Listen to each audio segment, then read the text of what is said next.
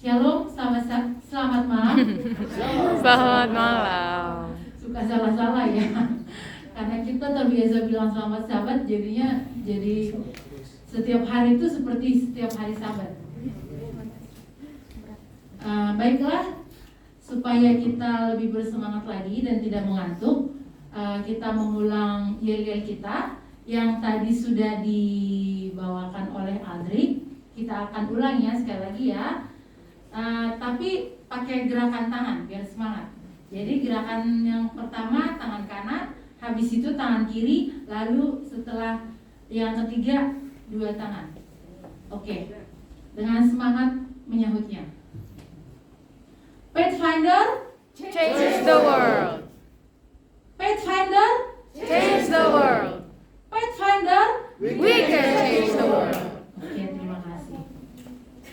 Pertama-tama saya mengucapkan terima kasih kepada kita semua yang sudah hadir pada malam hari ini untuk mengikuti kebaktian Pekan Doa Pathfinder kita malam kedua. Dan saya juga tidak lupa mengucapkan terima kasih kepada Michelle yang sudah, Michelle Prasetyo, bukan Michelle Subakti, Michelle Prasetyo yang sudah membawakan tadi Christian Lifestyle yang berjudul Berpikir Kritis. Ini sangat bagus ya. Semoga kita dapat menerapkan berpikir kritis ini dalam kehidupan kita. Dan saya juga tidak lupa mengucapkan terima kasih kepada Gaby Matahari yang sudah membawakan lagu spesial yang begitu indah. Kiranya lagu yang tadi kita dengarkan mengangkat iman dan kerohanian kita. Baiklah, pada malam ini, malam pertama, malam kemarin yang membawakan adalah MG Kak Myrtle Matahari, yaitu tentang Yusuf. Nah, pada malam hari ini firman yang akan kita pelajari yaitu tentang Musa. Dan judul pelajaran kita pada malam hari ini adalah Kepemimpinan Musa yang Mengubah Dunia. Kepemimpinan Musa yang mengubah dunia. Di dalam sejarah dunia, kita pasti mengetahui ada banyak sekali pemimpin-pemimpin negara ya, atau yang dikenal dengan pemimpin-pemimpin dunia. Dan sudah pasti setiap negara latar belakangnya berbeda. Nah, dengan demikian pemimpin-pemimpin yang ada di dunia sudah pasti gaya kepemimpinan mereka pasti akan apa? Berbeda-beda. Dan pada malam hari ini di pelajaran kita ini ada disebutkan 8 contoh gaya kepemimpinan.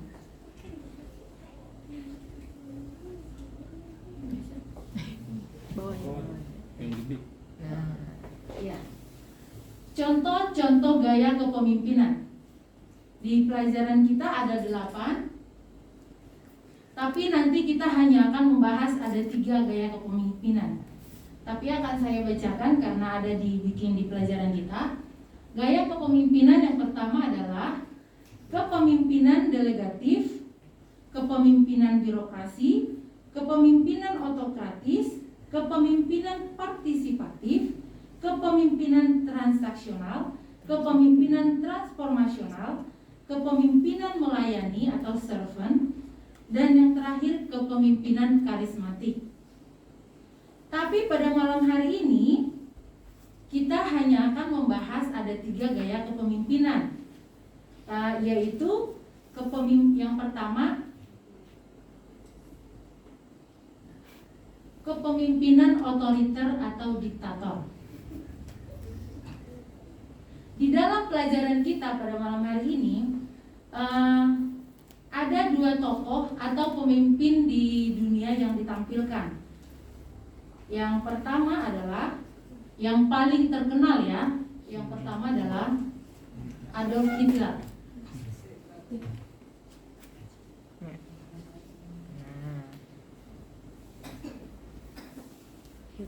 Siapa di antara kita yang tidak pernah mendengar nama Hitler? Tidak ada ya? Berarti semua rata-rata tahu ya dan pernah dengar nama Hitler ya. Nah, Hitler ini dikatakan sangat identik dengan gaya kepemimpinan yang otoriter atau diktator. Kenapa dikatakan seperti itu? Karena pada saat Hitler ini, saya akan sebutkan dulu jabatan-jabatan dia pada waktu dia jadi pemimpin.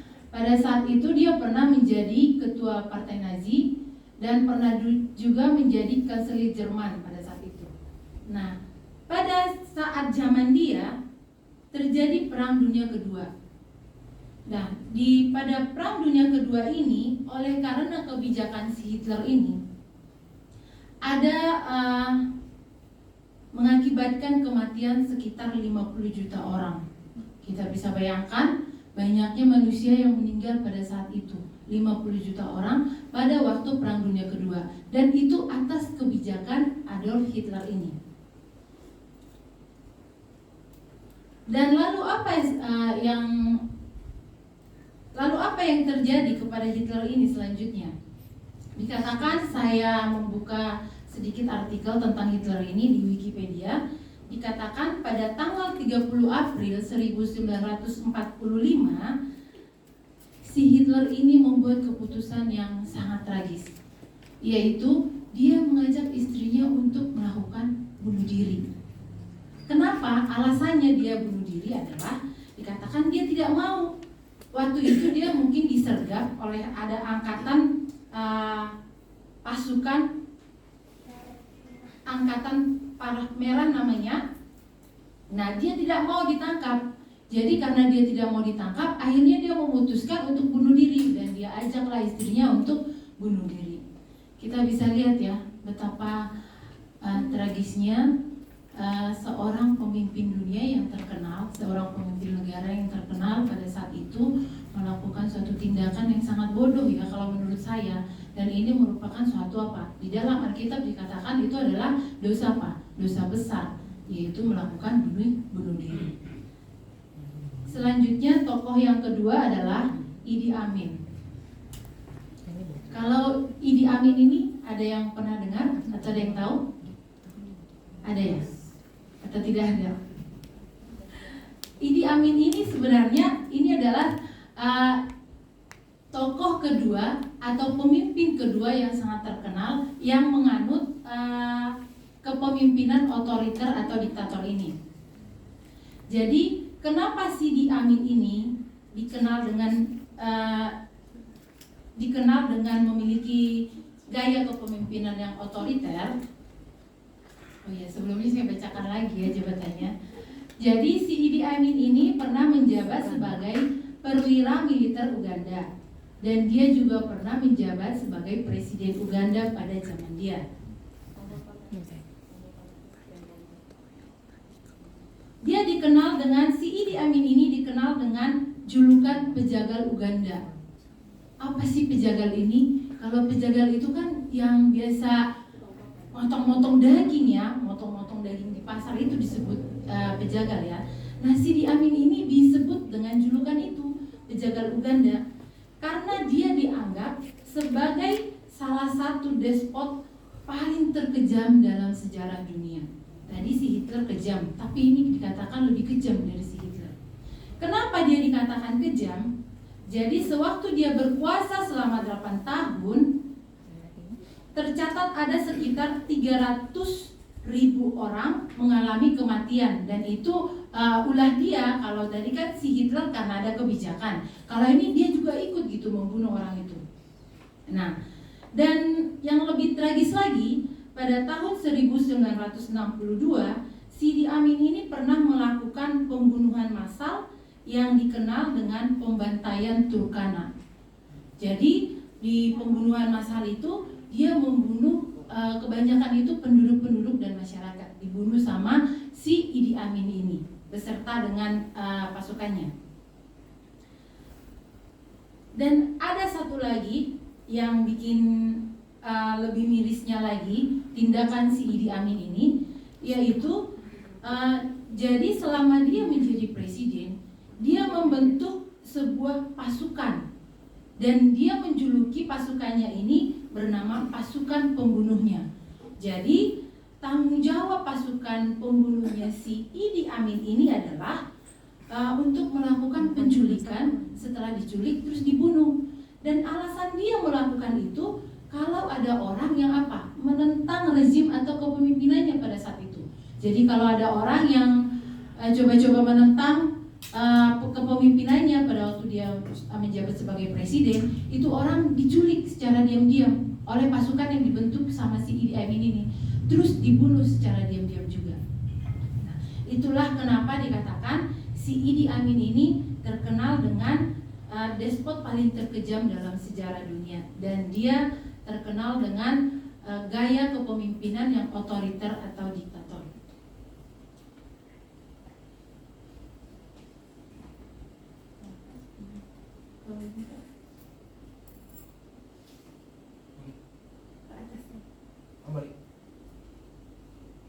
Jadi nggak ada ya.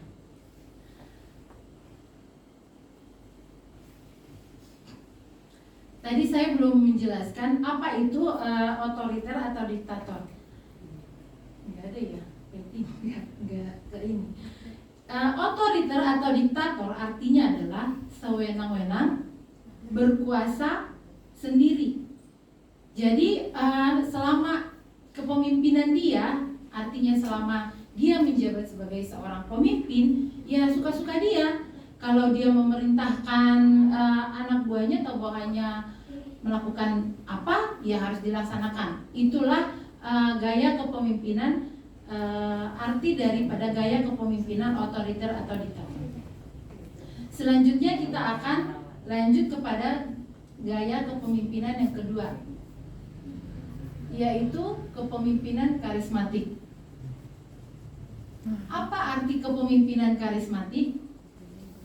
Artinya adalah sebuah kepribadian berupa pancaran wibawa dalam diri seseorang sehingga membuat orang di sekelilingnya merasa segan sekaligus nyaman.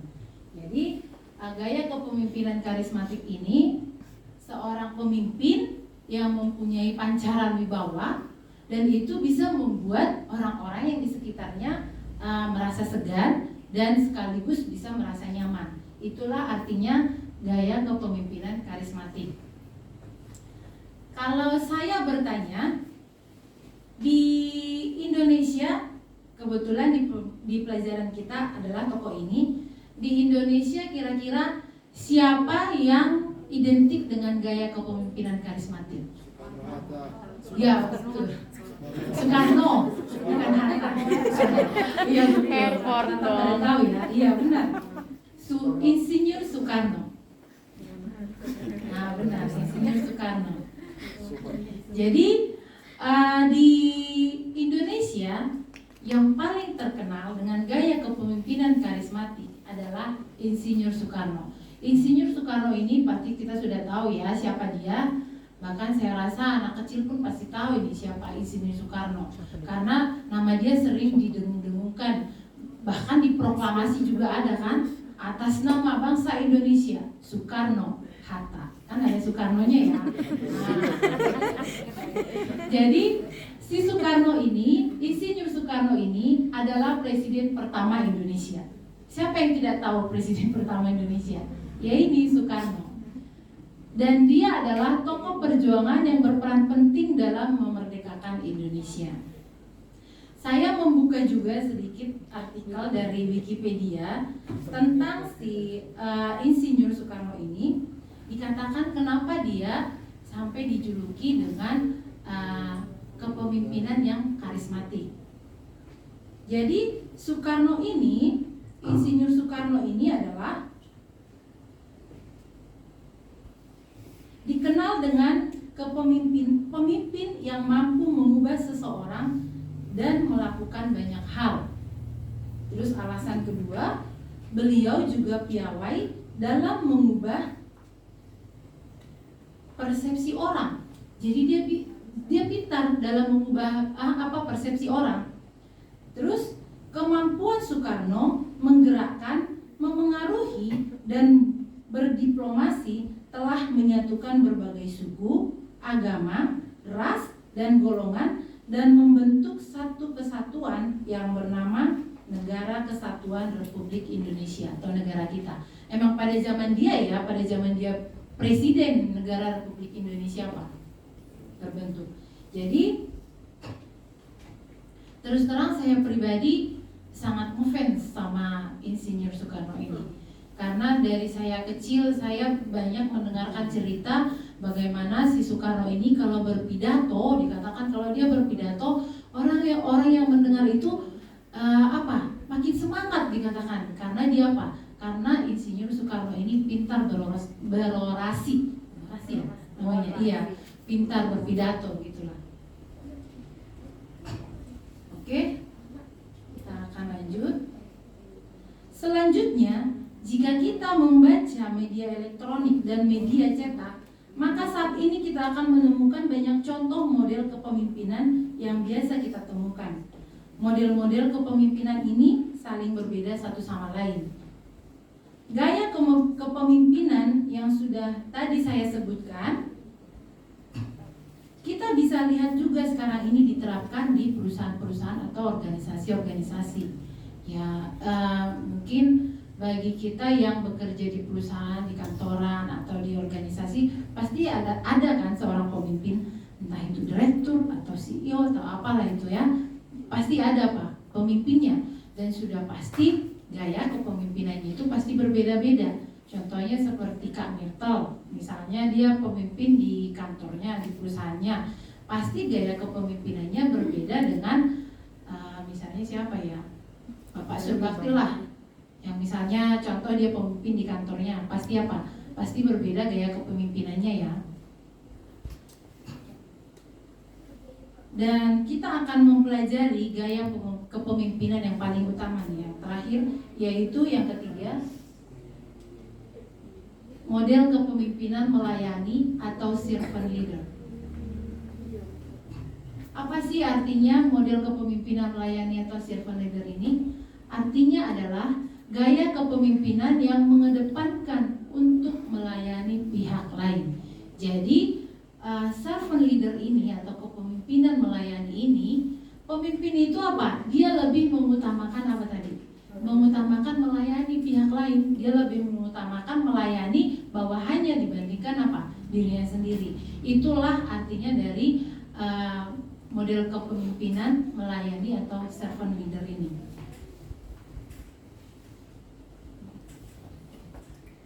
Kalau saya bertanya, kira-kira nama siapa di Alkitab yang kita ingat kalau kita mendengar kepemimpinan yang melayani atau servant leader ini? Yesus. Ya benar, Musa. Karena judul ini kita Musa ya. Benar, Musa. Musa. Di Alkitab diceritakan Musa adalah seorang pemimpin yang sangat luar biasa. Dan saat ini kita akan membahas tentang Musa, satu kisah Alkitab yang sudah berulang-ulang disampaikan, mungkin mulai dari sejak kecil. Saya rasa saya pribadi dari saya kecil sampai sekarang sudah mau mendekati hampir tua lah ya. Saya rasa udah puluhan bahkan ratusan kali saya mendengarkan cerita tentang si Musa ini. Dan mulai diceritakan mulai dari Musa lahir, dan 40 tahun dia di Mesir, 40 tahun dia di Midian, dan 40 tahun dia membebaskan atau membawa bangsa Israel menuju Kanaan.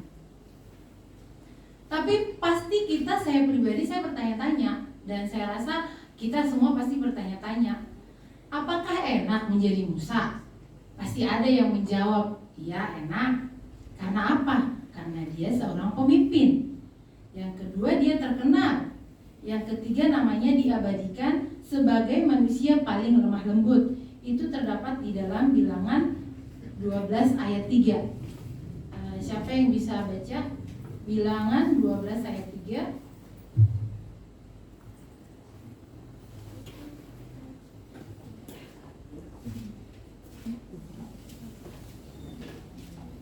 Bilangan 12 ayat 3. Adapun Musa ialah seorang yang sangat lembut hatinya, lebih dari setiap manusia yang ada di atas muka bumi. Nah, itu dia. Jadi si Musa ini adalah seorang apa? Yang lembut hatinya. Jadi di muka bumi ini tidak ada yang melebihi kelembutan hati siapa? Si Musa. Hanya si Musa yang paling lembut hatinya ya Pak, di atas muka bumi ini. Lalu pasti kita lanjut lagi. Lalu pasti ada juga yang berpikir ya, pasti nggak enak jadi Musa. Kenapa? Karena dia dipilih Tuhan untuk menjadi pemimpin. Dan pikiran saya atau pikiran kita akan mulai dari panggilan pertama kepadanya. Jadi panggilan pertama kepada Musa yang dilakukan oleh Allah kepada dia adalah sewaktu si Musa dipanggil Allah untuk apa? Untuk menjadi seorang pemimpin, membebaskan bangsa Israel dari tanah Mesir ke tanah Kanaan.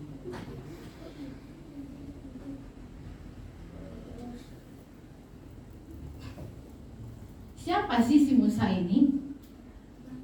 Di Alkitab dikatakan Musa adalah gembala domba.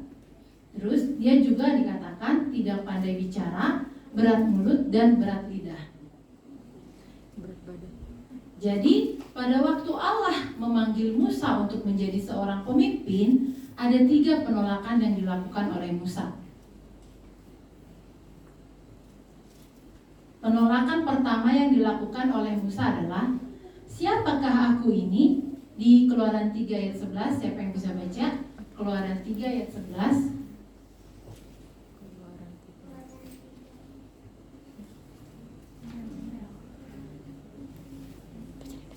Ayo anak-anak, atau siapa aja? Keluaran 3 ayat 11. Tetapi Musa berkata kepada Allah, siapa aku ini, maka aku akan menghadap Firaun dan membawa orang Israel keluar dari Mesir. Nah, ini adalah penolakan pertama oleh Musa. Musa mungkin berpikir dalam hatinya, siapa aku ini? Aku hanya seorang apa? Seorang gembala. Tapi Tuhan apa? Tuhan menyuruh aku menjadi seorang pemimpin. Memimpin apa? Sebuah bangsa apa? Sebuah bangsa yang besar, yaitu bangsa Israel. Itu adalah penolakan pertama yang dilakukan oleh Musa. Yang kedua, penolakan yang kedua adalah terdapat di dalam Keluaran 4 ayat 1. Bagaimana jika mereka tidak percaya? Ada yang bisa baca Keluaran 4 ayat 1? Lalu sahut Musa, bagaimana jika mereka tidak percaya kepadaku dan tidak mendengarkan perkataanku, melainkan perkataan Tuhan tidak menampakkan dirimu kepadamu? Nah, ini adalah penolakan kedua yang dilakukan oleh Musa. Benar juga ya, karena kan dari sejarahnya si Musa ini sudah 40 tahun di Midian, dan sudah pasti banyak bangsa Israel yang tinggal di tanah Mesir itu tidak mengenal dia.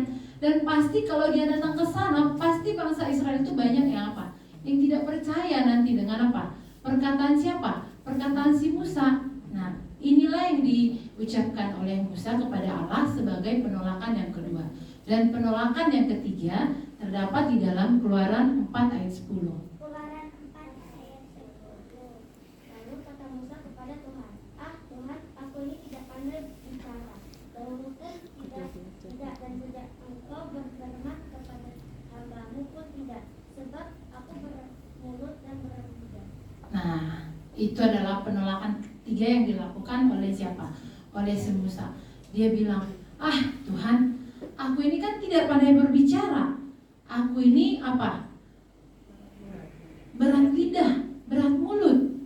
Jadi bagaimana nanti kalau apa? Kalau berbicara dengan Raja Firaun, apa bisa aku meyakinkan dia untuk mengeluarkan bangsa Israel? Sedangkan aku ini apa? Tidak pandai berbicara. Nah, ini adalah penolakan ketiga yang dilakukan oleh Musa pada saat Allah memanggil dia menjadi seorang pemimpin.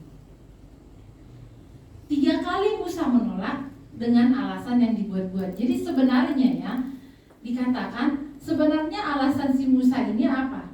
Dibuat-buat. Ya jelas di sini Musa ini sebenarnya tidak berminat mengikuti panggilan itu. Dia sudah tahu, dia kan sudah pernah tinggal di tanah Mesir. Dia pasti sudah tahu kalau orang Mesir itu seperti apa ya. Dan dia juga sudah tahu kalau orang-orang Israel itu adalah apa? orang-orang yang keras tengkuk. Nah, oleh karena itulah Musa membuat apa tadi? Penolakan-penolakan ini, tapi dengan alasan yang dibuat-buat oleh siapa? Oleh Musa. Mungkin Musa berpikir, ya kita juga mungkin bisa berpikir, bukankah Musa sudah nyaman hidup di Midian bersama dengan istrinya tercinta dan juga bersama-sama, dan dia juga memiliki dikatakan banyak apa? Banyak ternak. Dia sudah nyaman. Jadi ngapain lagi dia apa? Ngapain dia menjadi seorang pemimpin? Dan dalam hal ini saya pribadi sependapat ya, kalau seandainya si Musa berpikiran seperti itu, ngapain gitu dia capek-capek, toh juga Musa sudah cukup apa dengan dirinya sendiri. Dan menjadi seorang pemimpin pun nggak menambah penghasilan buat dia, karena dia tidak apa, tidak digaji. Beda dengan pemimpin-pemimpin sekarang, pemimpin di perusahaan, pemimpin di pemerintahan, mereka mau menjadi pemimpin, bahkan berebut menjadi pemimpin karena apa? Karena untuk menambah penghasilan, supaya untuk digaji. Nah Musa tidak, dia itu tidak digaji. Atau kecuali Musa bisa berlaku koruptor seperti yang sekarang ini. Pemimpin-pemimpin ada banyak apa? Yang koruptor, yang menambah pundi-pundi dia. Dan ini Musa tidak bisa lakukan. Terus atau untuk mencari ketenaran. Kalau zaman sekarang gampang mencari ketenaran, tapi kalau pada zaman Musa susah ya untuk mencari ketenaran ya. Untuk dipuji-puji, tidak ada yang akan memuji dia ya kalau dia menjadi seorang pemimpin pada saat itu.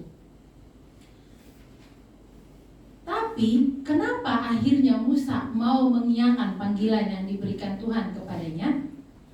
Alasannya adalah karena panggilan itu dari yang di atas, atau panggilan itu datang langsung dari siapa? Dari Allah. Itulah masalahnya. Kenapa Musa akhirnya apa? Mengiyakan panggilan itu dan menjadi seorang pemimpin untuk memimpin bangsa Israel dari tanah Mesir menuju tanah Kanaan. Kita akan lanjut lagi sedikit cerita tentang Musa ini. Banyak sisi cerita tentang Musa, tapi pikiran kita akan melompat ke kisah kedua. Kisah yang pertama tadi bagaimana Tuhan memanggil dia menjadi seorang pemimpin. Nah, kisah yang kedua yaitu ketika Musa memimpin bangsa Israel. Jadi ketika Musa memimpin bangsa Israel dari tanah Mesir menuju tanah Kanaan. Baru saja mereka melewati laut Teberau, tiba-tiba saraf si Musa tegang-tegang seperti orang gila. Dibikin sama siapa? Sama orang Israel ini.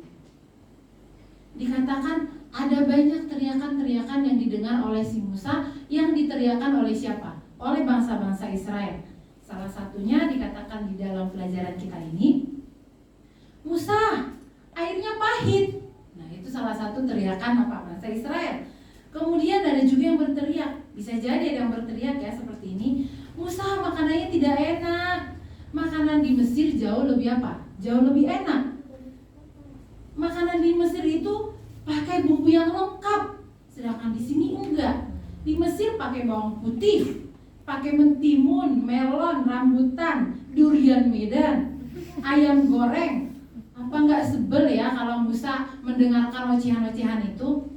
Dikatakan di dalam pembelajaran kita ini, saya pribadi yang menulis ini mengatakan, dia pribadi dan saya juga ya setelah membaca ini, saya pribadi kalau ada di posisi Musa, kalau di tangan saya ada sebuah ketapel, ini ketapel akan saya sasarkan ke mulut siapa? Mulut orang-orang Israel itu, biar benjol sekalian dan tidak bisa apa lagi, gak bisa teriak-teriak lagi. Nah itulah apa? Mungkin yang ada di dalam pikiran Musa pada saat itu. Akan tetapi Musa tetap apa?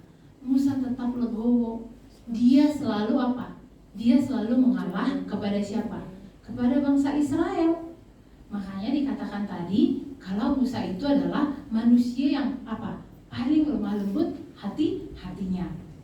Dan belum lagi dikatakan dia harus pada saat itu dia harus menghadapi yang namanya Korah, Datan, dan Abiram. Nah, orang yang tiga ini dikatakan adalah orang-orang pintar dan berbakat. Tetapi mereka pintar tapi jahat. Nah, pada saat itu Musa harus menghadapi itu juga. Sedangkan si Musa ini belum tentu lebih pintar dari mereka ya, karena si Musa ini hanya seorang gembala. Bisa jadi orang-orang ini lebih pintar dari dia. Tapi Musa akan menghadapi itu. Kalau misalnya kita dihadapkan pada posisi si Musa, kita adalah seorang pemimpin, tapi bawahan kita lebih pintar dari kita. Dan kita tahu bawahan kita ini lebih pintar dan jahat. Apa kira-kira tindakan apa yang kita lakukan? Bisa jadi kita mengundurkan diri ya, jadi seorang pemimpin. Nah, kalau Musa tidak, dia tidak melakukan hal itu. Dan yang lebih ngenasnya lagi, ada satu kejadian pada saat itu di mana dikatakan kalau saudaranya sendiri melawan dia, yaitu Miriam dan Harun. Jadi pada saat itu Miriam dan Harun ini cemburu kepada Musa. Mereka berpikir, Musa saja bisa menjadi perantara Allah, kenapa kita tidak bisa gitu ya. Nah ini nih yang dinamakan apa?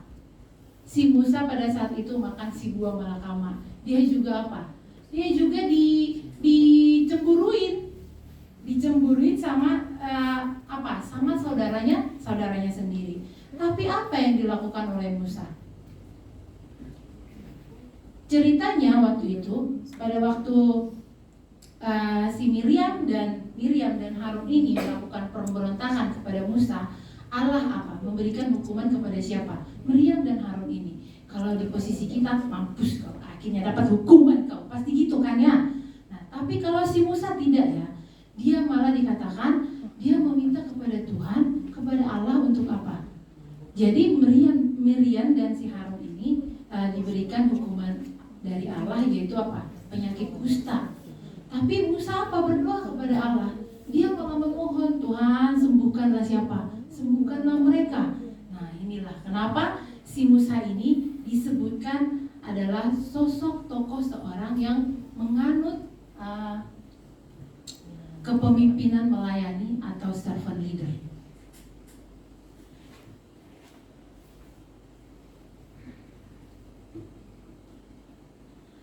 Saya akan bacakan pembelajaran kita.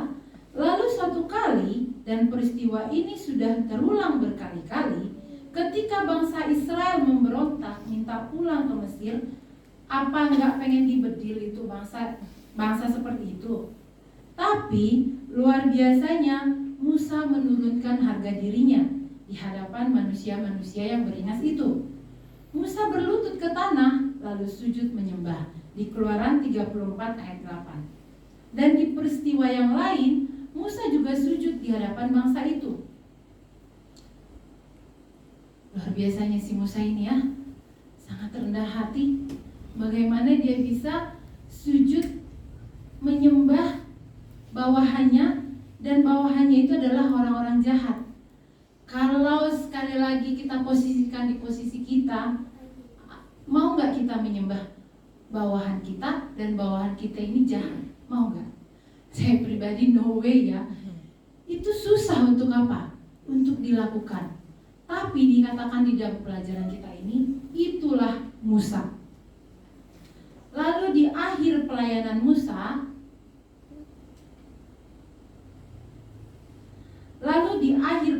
Musa, Tuhan bilang kepada Musa, Musa, kamu tidak akan sampai ke tanah Kanaan. Sedih ya, dia sudah 40 tahun memimpin bangsa yang keras tengkuk, yang jahat. Tapi pada saat udah mau sampai ke tanah Kanaan, tinggal menyeberang sungai Yordan, Tuhan mengatakan kepada dia kalau dia tidak bisa apa? Ikut menyeberang sungai Yordan, dan dia tidak bisa apa? Masuk ke dalam apa? Ke tanah Kanaan. Lalu apa jawaban Musa kepada Allah? Biarlah aku menyeberang dan melihat negeri yang baik yang di seberang sungai Yordan, tanah pegunungan yang baik itu, dan gunung Libanon. Di dalam Ulangan 3 ayat 27. Tetapi apa kata Tuhan terhadap perkataan Musa tadi? Musa sepertinya berusaha bernegosiasi kepada Allah. Tuhan tolonglah supaya apa? Supaya aku bisa menyeberang, melihat negeri apa? Negeri Kanaan, negeri yang baik itu, di seberang apa? Sungai Yordan. Tetapi apa kata Tuhan kepada Musa? Tetapi Tuhan murka terhadap aku oleh karena kamu dan tidaklah mendengarkan permohonanku. Tuhan berfirman kepadaku, cukup, jangan lagi bicarakan perkara itu dengan aku. Itu adalah jawaban siapa? Jawaban Allah kepada siapa? Kepada Musa. Tuhan murka kepada siapa? Kepada Musa. Oleh karena siapa? Oleh karena bangsa Israel. Sehingga dia apa? Tidak boleh menyeberang sampai ke tanah Kanaan. Lalu naiklah Musa ke Bukit Nebo, ke puncak gunung Pisga, melihat tanah Kanaan itu dari kejauhan dan dari ketinggian. Coba ya, selama saya membaca pelajaran ini saya bayang-bayangin gimana perasaan Musa pada saat itu ya. Pada saat dia sudah sampai di puncak gunung Pisga itu, saya yakin dan percaya pasti Musa apa? Menangis. Dia pasti apa? Dia pasti akan menangis dan dia mungkin tidak akan bisa berkata apa-apa. Karena apa? Karena perjuangan dia selama 40 tahun tidak apa? Tidak bisa dia apa? Dicapai sama dia untuk apa? Mencapai tanah Kanaan. Musa adalah manusia yang sangat luar biasa dalam memimpin bangsa Israel yang tegar tengkuk. Tapi apa reward atau upah yang dikasih Allah kepada Musa? Ini yang sangat luar biasa. Maka tampaklah kepada mereka Elia bersama dengan Musa. Keduanya sedang berbicara dengan Yesus dalam Markus 9 ayat 4. Apa reward atau upah yang diberikan Allah kepada Musa? Masuk surga. Iya. Lebih enak ya masuk surga daripada apa? Masuk tanah Kanaan di bumi ini. Sedangkan dia langsung apa? Masuk dalam kerajaan siapa? Kerajaan Allah. Mengertilah aku kenapa Tuhan mengizinkan Musa untuk hadir bersama Elia ketika Yesus dimuliakan, ketika Yesus menghadapi pencobaan menjelang penyalibannya. Tidak mengherankan jika Alkitab memperkenalkan dirinya sebagai manusia yang paling lemah lembut di atas dunia ini. Dalam Bilangan 12 ayat 3, saya akan ulang bacakan lagi. Adapun Musa ialah seorang yang sangat lembut hatinya, lebih dari setiap manusia di atas muka bumi. Jadi apa kesimpulan pelajaran kita pada malam hari ini? Musa telah mengubah dunia dengan apa? Dengan kepemimpinannya melayani. Dan dengan kepemimpinannya yang apa? Yang lemah lembut.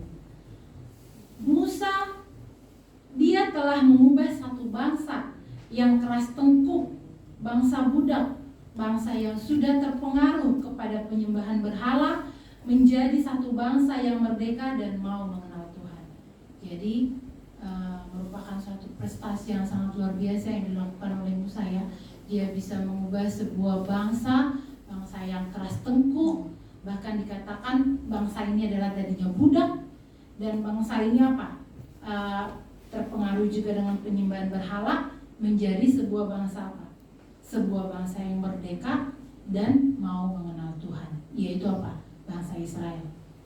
Dan aplikasi yang bisa kita dapatkan dari pelajaran kita pada malam hari ini, mungkin kita adalah seorang pemimpin di lingkungan kerja kita, atau di lingkungan kita tinggal, atau mungkin di sebuah organisasi, atau bahkan di rumah kita.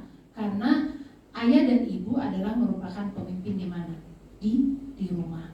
Bisa nggak kita seperti Musa ini?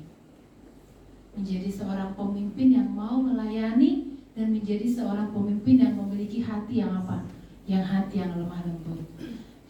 Diharapkan bagi kita supaya kita mau mengikuti si Musa ini, seorang Musa, untuk mau melayani dimanapun kita berada, dan untuk mau membuat hati kita setiap hari apa?